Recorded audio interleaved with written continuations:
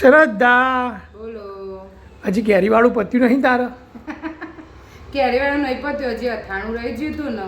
તો પણ અથાણું નહીં બનાવ્યું નહીં આપણે? નહીં આ કયું બનાવ્યું. કયું બનાવું? ખાટું ગળ્યું આ ગળ્યું. અથાણું. હા, ગળ્યું અથાણું. જો છુંદો બનાવ્યો તો આમચૂર હા. પાવડર બનાવ્યો હતો.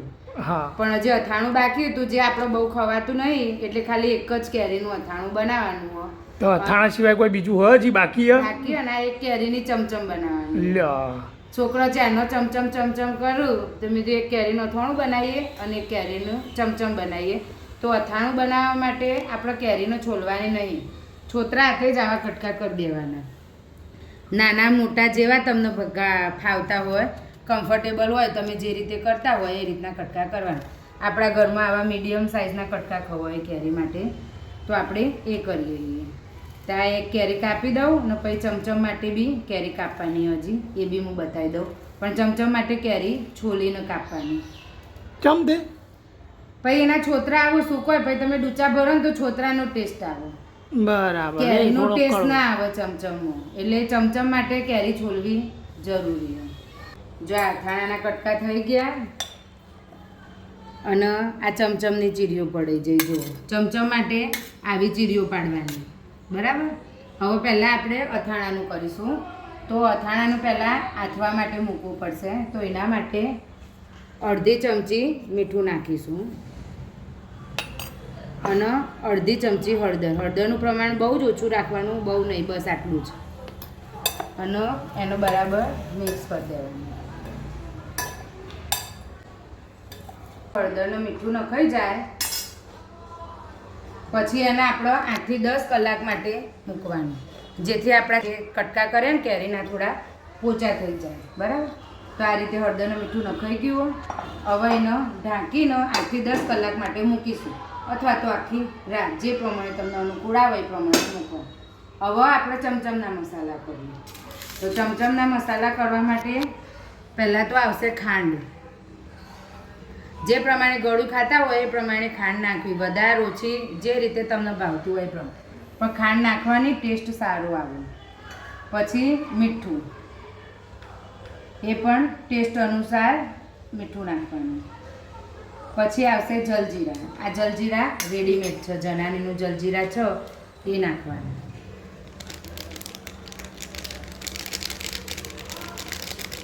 આખું પેકેટ નાખી દીધું? ના, આખું પેકેટ નહીં, થોડું કમ, તમને જે પ્રમાણેનો ટેસ્ટ ગમતો હોય ને એ પ્રમાણે. આમાં કેવું બધું અંદાજે જ નાખવું પડે, કોઈ માપ હોય જ નહીં. અને હવે આવશે સંચળ. આ સંચળ છે. મીઠું એ નાખ્યું સંચળ એ નાખ્યું કેમ એવું? હા, સંચળનો ટેસ્ટ અલગ આવે. મીઠું એનું કામ કરો, સંચળ એનું કામ કરો. સંચળનો ટેસ્ટ અલગ આવે તો થોડુંક સંચળ. હવે આ બધી વસ્તુને હાથેથી મિક્સ કરવાની, ચમચીથી નહીં. એવું એવું ચમચીથી મિક્સ કરો ને ના મજા આવે. જો આવી રીતે બરાબર ખાંડનો બધા મસાલા મિક્સ કરી દેવાના. જુઓ, અને આ રીતે મિક્સ થઈ જાય ને પછી તરત જ તમારે તડકો મૂકવાનું. કેમ કે જો તમે થોડુંક બી રહેવા દેશો ને 10-15 મિનિટ બી, તો એમાં પાણી વળશે, અને પાણી મળશે ને એટલે પછી ચમચમ એકદમ ફીક્કી થઈ જશે. તો જો આવી રીતે તમે મસાલા જેવા મિક્સ કરો ને, હવે સીધું આપણે આનો તડકો મૂકી દઈશું.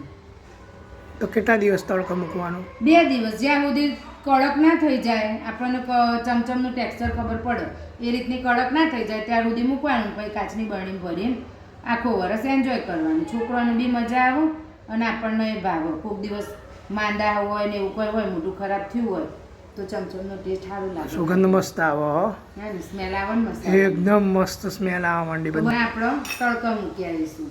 સ્ટાર્ટ. 10 કલાક પછી જો છાલિયા આવા થઈ જશે આપણા બધા કાપેલા કટકા.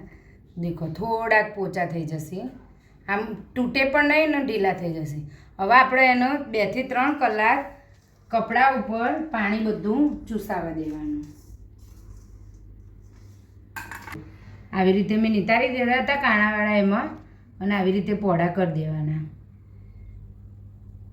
અને 2 થી 3 કલાક સુધી સુકાવા દેવાના. બહુ વધારે નહીં સુકાવા દેવાના, નહીંતર પછી એકદમ કોરા થઈ જાય ને તો અથાણાની મજા આવે નહીં, બરાબર. હવે આને 2 થી 3 કલાક પછી આપણે મસાલો કરીશું. અમારા ઘરમાં અથાણું બહુ જ ઓછું ખવાય, કાં તો નહીવત ખવાય, એટલા માટે મેં થોડું જ ખાલી અથાણું બનાવ્યું. અને આપણે કાલે ચમચમ બનાવી હતી ને ધાબામાં નાખવા માટે, તો એ મારા પાસે વિડીયોમાં બતાવવા માટે છે નહીં. જો આખી થાળી ખાલી છે, કેમ કે છોકરાઓ જેવી હું સાંજે ઉપરથી નીચે લાવી તો એ લોકોને બહુ મજા આવી. અને દર્શની બર્થડે હતી તો બધા એના ફ્રેન્ડ બી આવ્યા હતા, તો એક બે કરીને ચમચમ બધી છોકરો ખાઈ ગયા. એટલે મારા પાસે તમને બતાવવા માટે ચમચમ નહીં, પણ હું ચમચમનો ફરી વિડીયો બનાવીશ અને બતાવીશ. એમાં પાછી આખી પ્રોસેસ ફરીથી બતાવીશ, પણ અત્યારે તો બધી જ પતી ગઈ, તો સોરી એના માટે. પણ અથાણું કન્ટિન્યુ રહેશે, કેમ કે એ ખવાતું નહીં. તો 2-3 કલાક પછી આપણે અથાણાના મસાલા કરીશું. કેરીના કટકા એકદમ સુકાઈ ગયા. આવું જો હું તમને દબાઈને બી બતાવી દઉં. જુઓ કમ્પ્લીટ એકદમ કડક થઈ ગયા. સરસ અથાણા માટે પરફેક્ટ. જુઓ આમ આવી રીતે દબાવીએ ને ખાલી મોઇશ્ચર રહેવું જુઓ. એકદમ સૂકા હશે ને તો એ કડક, એટલે આવું મોઇશ્ચર રહેવું જુઓ. તો આ અથાણા માટે પરફેક્ટ કટકા છું. તો હવે આપણે આનો ગોળ નાખીશું આમાં. તો મેં આટલો ગોળ છીણ્યો હતો, જોવા રહ્યો આ ગોળ હતો, આટલો છીણ્યો હતો, પણ કટકા થોડા આવ્યું એટલે 1 વાટકી ગોળ ચાલી રહેશે. તો હવે આપણે ગોળ કટકામાં નાખી દઈશું અને એનો બરાબર મિક્સ કરી દઈશું. ગોળ ને કેરી બરાબર મિક્સ થઈ જાય આ રીતે, પછી એને ઢાંકીને ઓવરનાઇટ રહેવા દઈશું, જેથી બધો ગોળ ઓગળી જાય. અને પછી આપણે અથાણાના મસાલા કરીશું.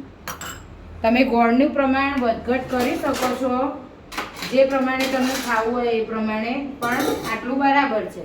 પછી કોઈને ગોળ વધારે જોઈતો હોય, કોઈનો ઓછો જોઈતો હોય, કોઈનો રસો વધારે જોઈતો હોય, તો અંદર ગોળ મસાલો પોતાના ઘર પ્રમાણે કે પોતાની જરૂરિયાત પ્રમાણે વધારે ઓછો મસાલો કરી શકાય, જે પ્રમાણે તમને જોવો એ પ્રમાણે. પણ હું મારા ઘરની જે રેસીપી ને એ બતાવી રહી છું.